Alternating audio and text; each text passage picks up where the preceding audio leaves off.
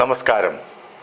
ആലപ്പി അഷ്റഫ് കണ്ടതും കേട്ടതും എന്ന എൻ്റെ ചാനലിലേക്ക് ഏവർക്കും സ്വാഗതം. കൂടെ കഴിഞ്ഞതുകൊണ്ടോ കൂടെ കിടന്നതുകൊണ്ടോ ഉണ്ടാകുന്നതോ അറിയുന്നതോ അല്ല സ്നേഹം. ഒരാൾക്ക് മറ്റൊരാൾ അയാൾ ആഗ്രഹിക്കുമ്പോൾ തുണയായും ഇണയായും തണലായും കൂടെ ഉണ്ടാകുമ്പോൾ ഉണ്ടാകുന്നതാണ് യഥാർത്ഥ സ്നേഹം. തകർന്നടിഞ്ഞ ദാമ്പത്യ ജീവിതത്തെ സ്വന്തം ഇച്ഛാശക്തി കൊണ്ട് തിരിച്ചു പിടിച്ച പെൺകരുത്തായ പ്രിയാരാമന്റെയും രഞ്ജിത്തിന്റെയും ജീവിത യാഥാർത്ഥ്യങ്ങൾ തുറന്നു കാട്ടുന്നതിനോടൊപ്പം പ്രിയദർശൻ ലിസി ദമ്പതികളുടെ ജീവിതത്തിൽ ഉടൻ സംഭവിക്കാൻ സാധ്യതയുള്ള ചില സംഭവ വികാസങ്ങളുമാകട്ടെ ഈ എപ്പിസോഡ്.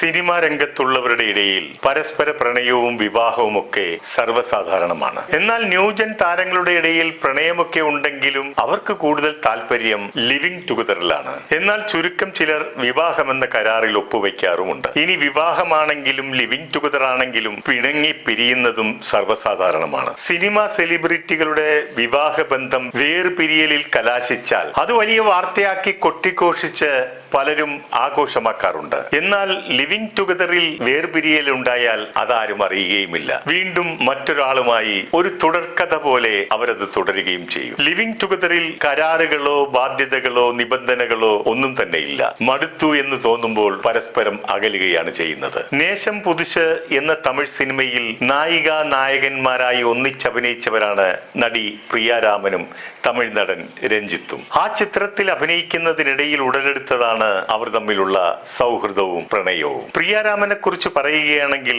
മലയാളികളായ സിനിമാ പ്രേമികൾക്ക് വളരെയധികം ഇഷ്ടമുള്ള ഒരു നടിയാണ് ഈ തിരുവനന്തപുരത്തുകാരി. അവർ അഭിനയിച്ച ചിത്രങ്ങളെ കുറിച്ച് പറയുകയാണെങ്കിൽ സുരേഷ് ഗോപിയുടെ കൂടെ കാശ്മീരം, മമ്മൂട്ടിയോടൊപ്പം സൈന്യം, മോഹൻലാലിനോടൊപ്പം ആറാം തമ്പുരാൻ, അങ്ങനെ എത്ര മലയാള സിനിമകളിൽ ശ്രദ്ധേയമായ വേഷങ്ങൾ ചെയ്തിരിക്കുന്നു. എന്നാൽ പ്രിയാരാമനെ സിനിമയിലേക്ക് കൈപിടിച്ചു കൊണ്ടുവന്നത് സാക്ഷാൽ രജനീകാന്താണ്. വള്ളി എന്ന രജനീകാന്ത് ചിത്രത്തിൽ അഭിനയിക്കാൻ അവർക്ക് അവസരമൊരുക്കി കൊടുത്തത് നടി പൂർണിമ ജയറാമിന്റെ ഭർത്താവായ സംവിധായകൻ ഭാഗ്യരാജാണ്. തുടർന്ന് അവർ നിരവധി തമിഴ് സിനിമകളിലും അഭിനയിച്ചു. സൂര്യവംശം എന്ന ചിത്രത്തിൽ ശരത് കുമാറും ചേർന്നുള്ള ഒരു മനോഹരമായ ഗാനരംഗം തമിഴ്നാട്ടിലെങ്ങും തരംഗമായതാണ്. റോസാപ്പൂ ചിന്ന റോസാപ്പൂ ഉൻ പേരേ ചൊല്ലും റോസാപ്പൂ എന്ന് തുടങ്ങുന്ന ഗാനം ചിത്രീകരിച്ചിരിക്കുന്നത് ചാലക്കുടിയിലുള്ള അതിരമ്പള്ളി വെള്ളച്ചാട്ടത്തിന് മുൻപിലാണ്. നടൻ രഞ്ജിത്താവട്ടെ 1-2 തമിഴ് ചിത്രങ്ങളിൽ നായകനായി അഭിനയിച്ച ശേഷം വേണ്ടത്ര ശ്രദ്ധ ലഭിക്കാതെ വന്നപ്പോൾ വില്ലൻ വേഷങ്ങളിലേക്ക് ചുവടുമാറ്റം നടത്തുകയാണ് ഉണ്ടായത്. അതിൽ അദ്ദേഹം വിജയിക്കുകയും ചെയ്തു. മമ്മൂട്ടിയും ഭവാനിയും അഭിനയിച്ച മറുമലർച്ചി എന്ന തമിഴ് ചിത്രത്തിലെ പ്രധാന വില്ലൻ രഞ്ജിത്തായിരുന്നു. അതിൽ മികച്ച പ്രകടനമായിരുന്നു അദ്ദേഹം കാഴ്ചവെച്ചത്. എന്നാൽ മലയാളികൾക്ക് അദ്ദേഹത്തെ കൂടുതൽ പരിചിതമായത് മമ്മൂട്ടിയുടെ തന്നെ രാജമാണിക്യം എന്ന ചിത്രത്തിലെ സൈമൺ നാടാർ എന്ന വില്ലൻ കഥാപാത്രത്തിലൂടെയാണ്. കൂടാതെ മോഹൻലാലിന്റെ കൂടെ നാട്ടുരാജാവ്, ചന്ദ്രോത്സവം എന്നീ ചിത്രങ്ങളിലെ വില്ലൻ വേഷങ്ങൾ ഏറെ ശ്രദ്ധിക്കപ്പെട്ടവയാണ്. ഇങ്ങനെയൊക്കെയാണ് പ്രിയാരാമന്റെയും രഞ്ജിത്തിന്റെയും സിനിമയിലെ ആരംഭ ചരിത്രങ്ങൾ കുറിക്കപ്പെടുന്നത്. അവർ രണ്ടുപേരും അഭിനയിച്ച നിരവധി ചിത്രങ്ങൾ ഉണ്ടെങ്കിലും ആമുഖമായി ഞാൻ ഇത്രയും പറഞ്ഞുവെന്നേ ഉള്ളൂ. പ്രിയയും രഞ്ജിത്തും ഒന്നിച്ചഭിനയിച്ച നേശം പുതുശ് എന്ന ചിത്രത്തിന്റെ ഷൂട്ടിംഗ് തീർന്നപ്പോഴേക്കും അവരുടെ പ്രണയം രണ്ടുപേരുടെയും വീട്ടുകാരുടെ അംഗീകാരത്തോടെയും ആശീർവാദത്തോടെയും വിവാഹത്തിൽ കലാശിച്ചു. പ്രിയാരാമൻ പറയുന്നത്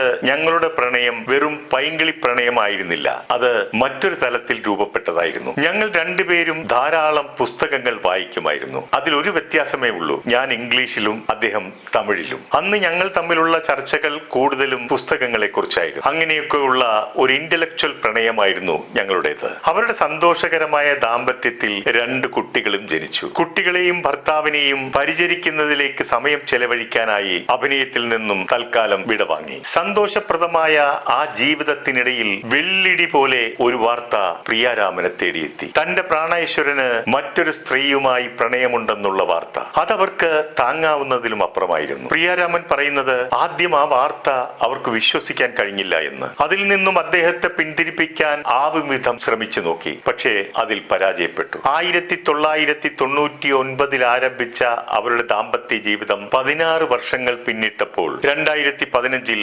നിയമപരമായി വേർപെടുകയാണ് ഉണ്ടായത്. അവർ രണ്ടുപേരും വായിച്ച പുസ്തകങ്ങളിൽ നിന്നും നേടിയ അറിവുകളൊന്നും അവരെ തുണച്ചില്ല. അവർ രണ്ടുപേരും രണ്ടു വഴി പിരിഞ്ഞു. കുട്ടികൾ പ്രിയയ്ക്കൊപ്പവും. രഞ്ജിത്ത് തന്റെ രണ്ടാമത്തെ കാമുകിയെ കൈവിടാൻ തയ്യാറായില്ല. അവരെ വിവാഹം കഴിച്ചു. നടി KR വിജയുടെ അനുജത്തി KR സാവിത്രിയുടെ മകൾ രാഗസുധയായിരുന്നു രഞ്ജിത്തിന്റെ പ്രാണേശ്വരി. കുട്ടികളുടെ ചുമതല ഏറ്റെടുത്ത പ്രിയാരാമൻ അവരുടെ ഭാവി ജീവിതം മുന്നോട്ട് കൊണ്ടുപോകുവാൻ വേണ്ടി അഭിനയ രംഗത്തേക്ക് വീണ്ടും ഇറങ്ങി. സീരിയലുകളിലാണ് അവർ കൂടുതൽ ശ്രദ്ധ കേന്ദ്രീകരിച്ചത്. അതിനവർ പറയുന്ന കാരണം, സീരിയലുകളാവുമ്പോൾ വീട്ടിൽ ദിവസവും വന്നു പോകാൻ കഴിയും. അപ്പോൾ കുട്ടികളുടെ കാര്യം നോക്കാനും അവരോടൊപ്പം സമയം ചെലവഴിക്കാനും കഴിയും. സീ തമിഴ് ചാനലിൽ ചെമ്പരത്തി എന്ന സീരിയലിൽ അഖിലാണ്ടേശ്വരി എന്ന കഥാപാത്രത്തിന് ജീവൻ നൽകിയത് പ്രിയാരാമനായിരുന്നു. ഈ സീരിയൽ 4 വർഷമാണ് തുടർച്ചയായി ഓടിയത്. രഞ്ജിത്ത് വിവാഹം കഴിച്ച രാഗസുധയും ഒരു നടിയായിരുന്നു. തമിഴ്, കന്നഡ, മലയാളം എന്നീ ഭാഷകളിൽ നിരവധി ചിത്രങ്ങളിൽ അവർ അഭിനയിച്ചിട്ടുണ്ട്. രഞ്ജിത്തുമായിട്ടുള്ള ഇവരുടെ ദാമ്പത്യ ജീവിതം ഏതാണ്ട് 1 വർഷത്തോളം കാലമേ നീണ്ടു നിന്നുള്ളൂ. ശേഷം അവർ തമ്മിൽ വേർപിരിയുകയാണ് ഉണ്ടായത്. രഞ്ജിത്ത് രാഗസുധയെ വിവാഹം കഴിച്ചുവെങ്കിലും പ്രിയാരാമൻ മറ്റൊരു വിവാഹത്തെക്കുറിച്ച് ചിന്തിച്ചിട്ടേ ഇല്ലായിരുന്നു. ഞാൻ ഈ പറഞ്ഞതെല്ലാം അവരുടെ വ്യക്തിപരമായ കാര്യങ്ങളാണ്. അവർ തന്നെ ഇതെല്ലാം വെളിപ്പെടുത്തിയത് കൊണ്ടാണ് ഞാനും ഇതിവിടെ പറഞ്ഞത്. മാത്രമല്ല, അവരുടെ ജീവിതത്തിൽ അപൂർവമായി സംഭവിക്കുന്ന ഒരു ട്വിസ്റ്റുമുണ്ടായി. അത് സന്തോഷമുള്ളതും നന്മ നിറഞ്ഞതുമായതുകൊണ്ടാണ് ഞാനിത് നിങ്ങളുമായി ഷെയർ ചെയ്യാമെന്ന് വിചാരിച്ചത്. പ്രതിസന്ധികളിൽ തളരാതെ പ്രിയാരാമൻ മുന്നേറിയപ്പോൾ അയാൾ ജീവിതത്തിലും കരിയറിലും പരാജയങ്ങൾ ഏറ്റുവാങ്ങി ഒറ്റപ്പെട്ടു. അയാൾ മറ്റൊരു ജീവിതത്തിലേക്ക് കടന്നിട്ടും അവൾ അയാൾക്കായി കാത്തിരുന്നു. 2018 സീ തമിഴ് അവാർഡ് വേദി. പ്രിയാരാമൻ അവാർഡ് ഏറ്റുവാങ്ങിയത് വളരെ കൗതുകമേറിയ ഒരു കാഴ്ചയായിരുന്നു. ഒരിക്കൽ തന്റെ എല്ലാമായിരുന്ന രഞ്ജിത്തായിരുന്നു പ്രിയാരാമന് അവാർഡ് സമ്മാനിച്ചത്. അവാർഡ് ഏറ്റുവാങ്ങിക്കൊണ്ട് പ്രിയാരാമൻ പറഞ്ഞു, തന്റെ ഭർത്താവായിരുന്ന ആളിൽ നിന്നും അവാർഡ് ഏറ്റുവാങ്ങുന്നത് മഹാഭാഗ്യമാണെന്ന്. പെട്ടെന്ന് ആരും പ്രതീക്ഷിക്കാതെ ആ വേദിയിൽ ഒരു നാടകീയ രംഗം അരങ്ങേറി. ആ ഷോയുടെ അവതാരകൻ ഒരു റോസാപ്പൂ രഞ്ജിത്തിനെ ഏൽപ്പിച്ചിട്ട് ഒരിക്കൽ കൂടി പ്രിയാരാമനെ പ്രപ്പോസ് ചെയ്യാൻ ആവശ്യപ്പെടുന്നു. രഞ്ജിത്ത് ആ റോസാപ്പൂ വാങ്ങി പ്രണയ പരവശനായി ആ പൂവ് അവളുടെ നേരെ നീട്ടി. നാണത്തോടെയും സ്നേഹത്തോടെയും അതിലേറെ പ്രണയത്തോടെയും അവൾ ആ പൂവ് ഏറ്റുവാങ്ങി അയാളുടെ നെഞ്ചിലേക്ക് തല ചായ്ച്ചു. ഈ രംഗം കാണികൾ കൈയടിയോടെയും ആരവത്തോടെയും ആഘോഷമാക്കി. മീഡിയകൾ ഇത് കൊട്ടിഘോഷിച്ചു. ജീവിതമാകെ തകർന്ന് ഒരു വേള പകച്ചുപോയെങ്കിലും സ്വയം കരുത്താർജിച്ച് വിജയത്തിന്റെ പടവുകൾ കയറി അവർ ഉന്നതിയിൽ നിൽക്കുമ്പോൾ തകർന്നടിഞ്ഞ് ഒന്നുമില്ലാതെ തന്റെ മുൻപിൽ നിൽക്കുന്ന തന്റെ കുട്ടികളുടെ അച്ഛനെ എല്ലാം സഹിച്ചും ക്ഷമിച്ചും പൊറുത്തും വർഷങ്ങൾക്ക് ശേഷം തന്റെ ജീവിതത്തിലേക്ക് വീണ്ടും കൂട്ടുകയാണ് ഉണ്ടായത്. തന്റെ ജീവിതത്തിൽ ഉണ്ടായ ദുഃഖങ്ങൾക്കും ദുരന്തങ്ങൾക്കും കാരണക്കാരനായ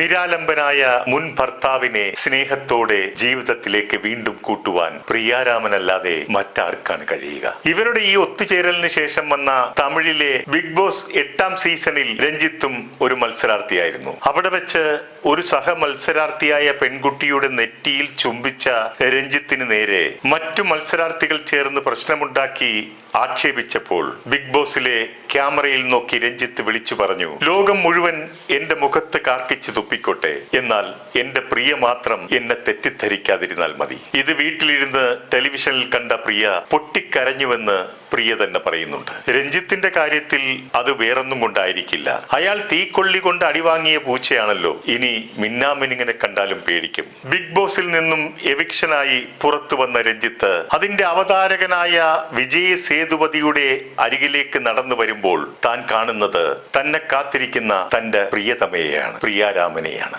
അവൾ ഒരു നിറപുഞ്ചിരിയോടെ അയാൾക്ക് നേരെ ഒരു ഫ്ലൈയിങ് കിസ് അയക്കുന്നു. അങ്ങനെ അവരുടെ 2ാം ദാമ്പത്യം പൂർവാധികം ശക്തിയോടെ മുന്നോട്ടൊഴുകിക്കൊണ്ടിരിക്കുന്നു. ഇവിടെ മലയാള സിനിമയിലും വർഷങ്ങൾക്കിപ്പുറം ഒരു 2ാം ദാമ്പത്യം തുടങ്ങാനുള്ള സാധ്യതകൾ തെളിഞ്ഞു വരുന്നുണ്ട്. ഗുരുതരമല്ലാത്ത പ്രശ്നങ്ങളാൽ വേർപിരിഞ്ഞു നിൽക്കുന്നവർ ഒന്നാകുന്നത് സന്തോഷം പകരുന്ന കാര്യമാണല്ലോ. പ്രിയനും ലിസിയും തമ്മിലുള്ള തമ്മിലുള്ള വഴക്കിന്റെയും വൈരാഗ്യത്തിന്റെയും മഞ്ഞുമല ഉരുകി ഇപ്പോൾ അവർ വളരെ നല്ല സൗഹൃദത്തിലാണ്. പരസ്പര ബഹുമാനത്തോടെയാണ് ഇപ്പോൾ രണ്ടുപേരും സംസാരിക്കുന്നത്. പ്രിയനും ലിസിയും തമ്മിൽ ബന്ധം വേർപിരിഞ്ഞുവെങ്കിലും കുട്ടികളുടെ കാര്യത്തിൽ തീരുമാനമെടുക്കുന്നത് രണ്ടുപേരും ചേർന്നായിരുന്നു. ഞാൻ ലിസിയോട് ചോദിച്ചു, പ്രിയനെ കാണാറുണ്ടോ എന്ന്. ലിസി പറഞ്ഞു, ഈ അടുത്ത് സുരേഷ് ബാലാജിയുമായിട്ട് വീട്ടിൽ വന്നിരുന്നു, ബ്രേക്ക്ഫാസ്റ്റ് കഴിച്ചിട്ടാണ് പോയതെന്ന്. അവർ രണ്ടുപേരും മറ്റ് വിവാഹമൊന്നും കഴിക്കാത്ത സ്ഥിതിക്ക് അവരൊരുമിച്ച് ജീവിക്കുന്നത് മാതൃകാപരമായ ഒരു തീരുമാനമായിരിക്കും. അങ്ങനെ തന്നെ സംഭവിക്കട്ടെ. മകൾ കല്യാണി ഇപ്പോൾ സിനിമാ രംഗത്ത് കത്തിജ്വലിച്ച് പ്രഭ പരത്തി നിൽക്കുകയാണല്ലോ.